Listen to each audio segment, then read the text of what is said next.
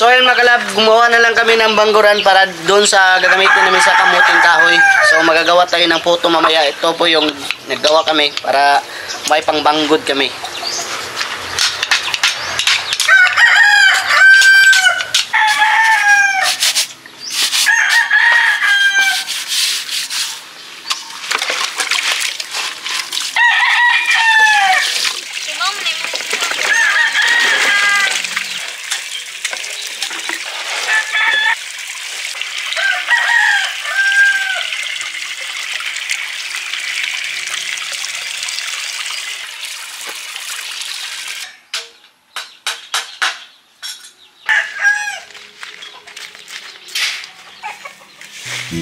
So yun mga kalab, ito na po yung ating bangguran. So bangguran kung tawagin dito sa Bisaya.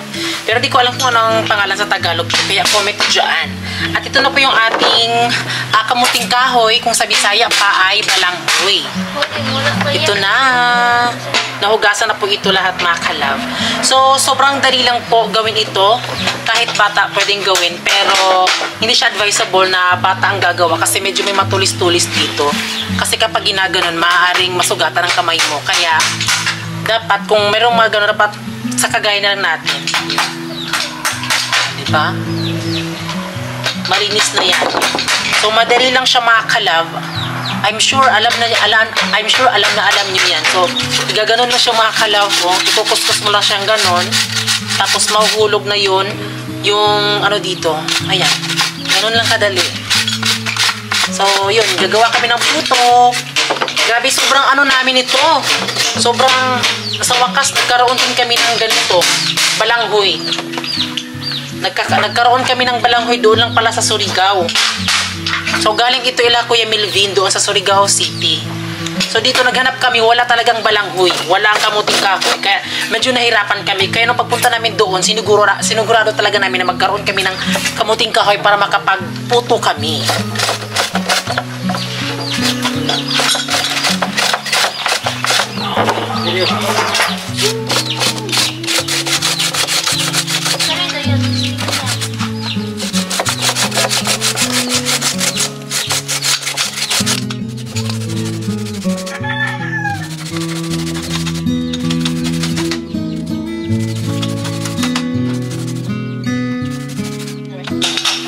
So, ganoon lang kasi mga kalab. So, dapat dahan-dahan lang yung pagkuskus. Kasi maaari talaga masugatan yung sa bandang dito mo. Actually, dalawa po yung ginawa mga kalab. Tignan nyo, para po siyang para po siyang Eden. Para po siyang Eden cheese.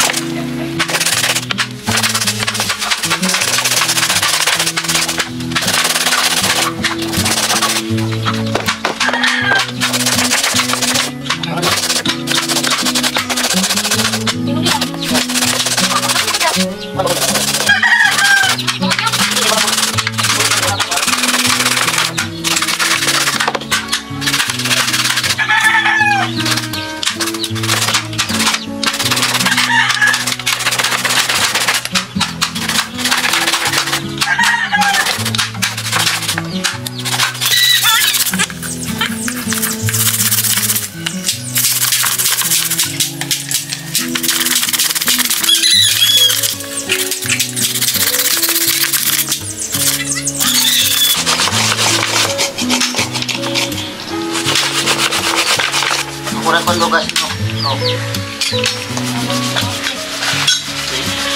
Terima bro.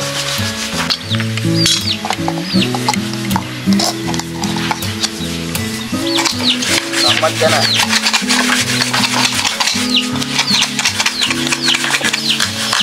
Style po. Yol.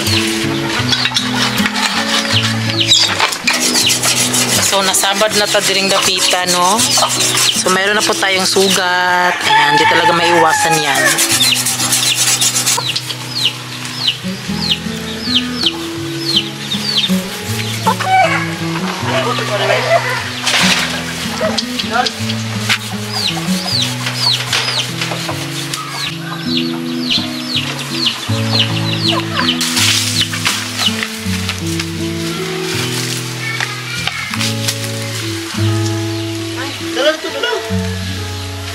kuda. Wala kuda.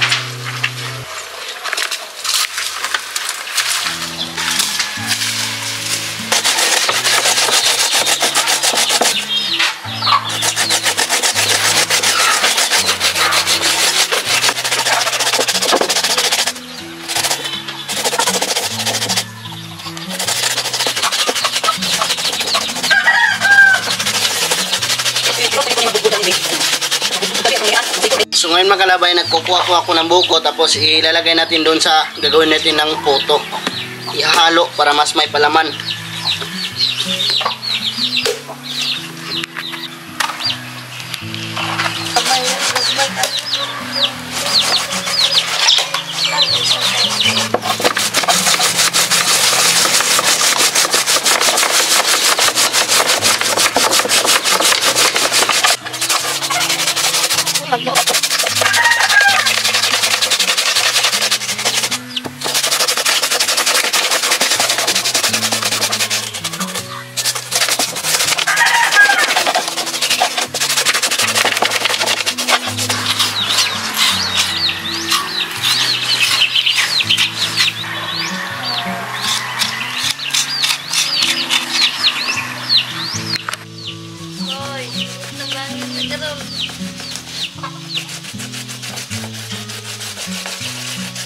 Ayan ang curly timing kaya matabangan ta nila.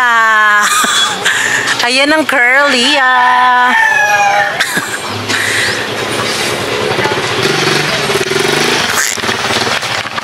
So ngayon ay sisimulan na natin yung magpapakulo ng tubig.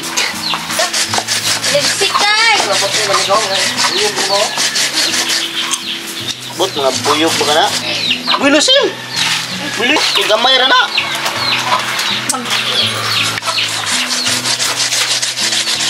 So ngayon ay magpapakuluan muna natin yung tubig.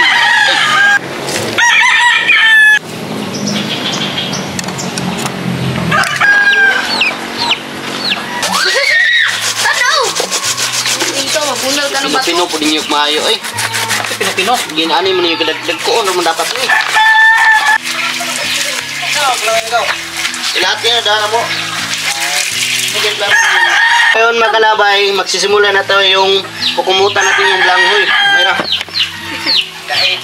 Pigain uy. Pigain natin yung balanghoy. Ang balanghay. Lahi ang kuan bi butang ana kaparag. Kani yung iwad rio. Rira na yan ha. Hindi na magamit niya. Isa pag imnuli mo na. Pataas, may kuya. Sige.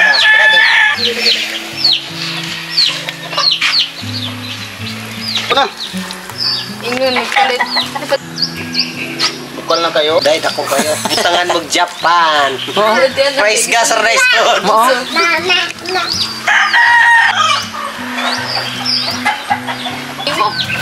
Basta ulitan nila.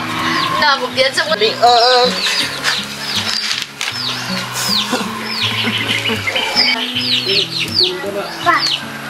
Pa. Pupunoy, kainit na. Kayo, malibat ko ba? Libat.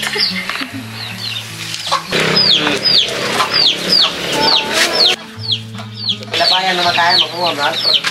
Magulam ba dito balay?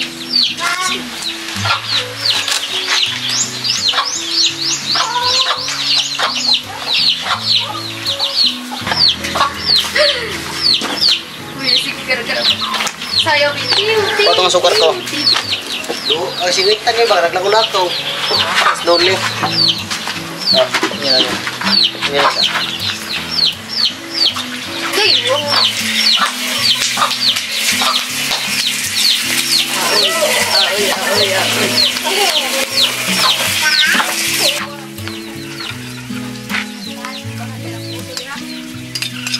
Kaya naman na ilaw.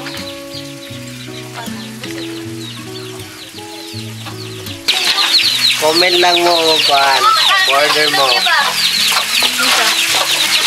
Manok. Oh, pusuklan na ba yung bajay naman, oh, buong-buong ng manok to. Kuha to, sir. Ako may puna. Puti pa kayo. kinagkilig-kilig ba? Ito, simintag mo sa siyo.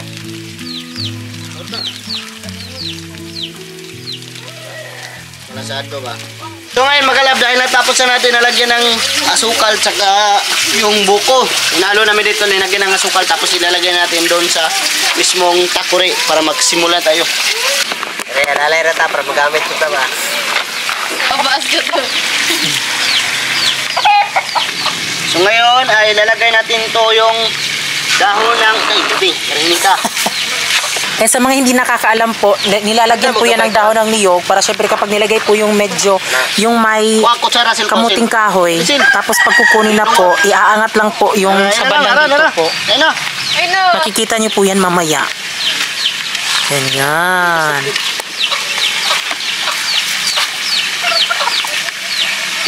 Walang dahon. Maluto ba?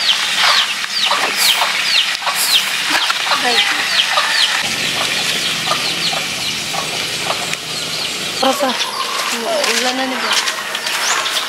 Ayan, umuulan. So, lilipat mga kalab kasi umuulan.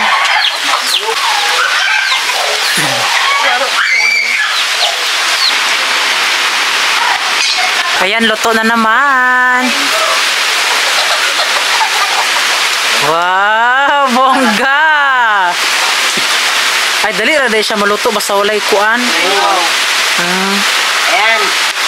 Puto, medyo pantol.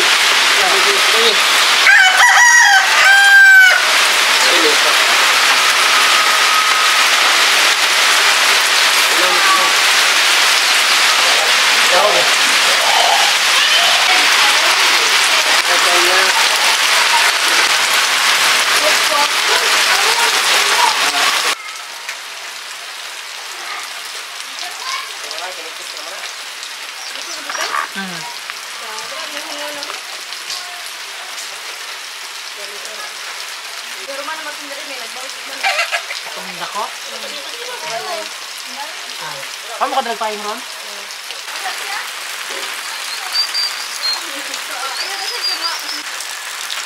Ayan yung mga bike na puto, mga bata.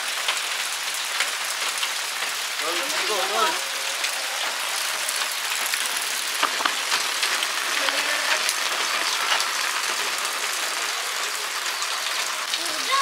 Kuha naman po. Hindi ka nakapensin.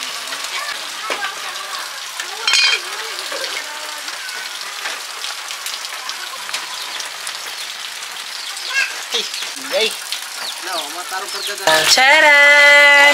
So, ayan. So, kumusta ang pagluto? Ang pagluto talaga ay nanibago talaga kami kasi first time na matagal na kasi kami na hindi nakapaluto nito. So ngayon lang na kami nakabalik. So ngayon ay ito, tagumpay naluto din natin. So, ayan na po.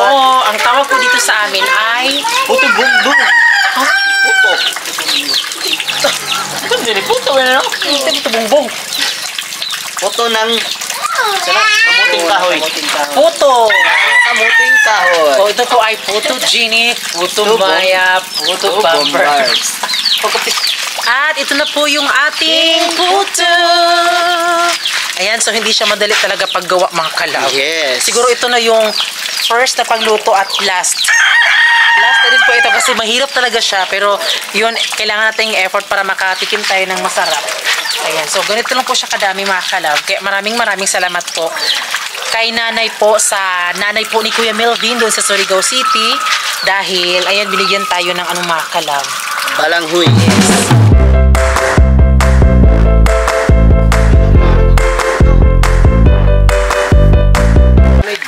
So ayan mga kalab, pasensya kasi yung takore namin na pinaglalagyan ng puto. Ayan, nasira. Sira na mga kalab. Bumasag. Bumuto siya oh. Hala. Ayan na. Ay. Ngayon. Baso ba? Pagbaso ba? Dali. Meron eh. Okay. Nagdag ba siyo eh? Baso ba ito? Ito isa. Bibili naman dito.